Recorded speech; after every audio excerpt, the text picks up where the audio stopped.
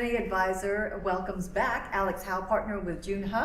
Thank you very much for joining us again. We always value your expertise. Thank you very much for having me. Tell us a little bit about what your company does. Yeah, sure. We are a Chinese law firm, and we represent a lot of Chinese companies as they come here to make what we call China outbound investments into the United States.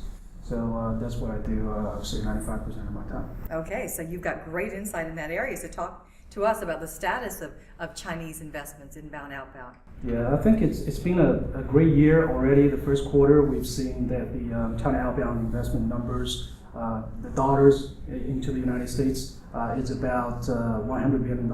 And this number is already close to the number for the entire 2015, which was about $120 billion. So this past first quarter has been crazy, and it's kept a lot of us, including myself, very busy. And a lot of people have some concerns recently about China's newly imposed restrictions on taking foreign currencies out of the country. A lot of people have been worried about whether the outbound investment trend is going to continue. But my take on this, very briefly, is that I think there is some fundamental, deep reasons for Chinese companies to invest overseas, and that's going to continue, if not accelerate, for the foreseeable future. First, there's just so much overcapacity in China. I heard that China's excess steel production capacity is more than the entire steel production capacities of United States, Japan, Germany, and Russia combined.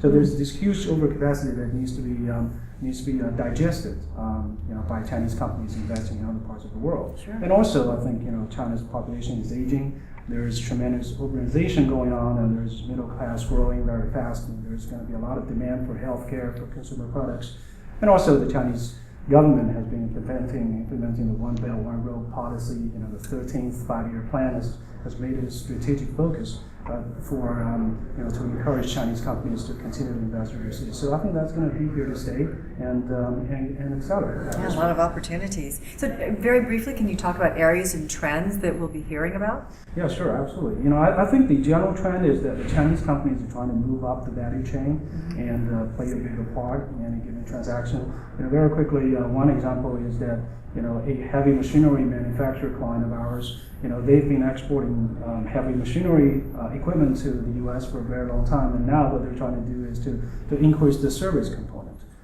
so that there's more value-added services that it can provide.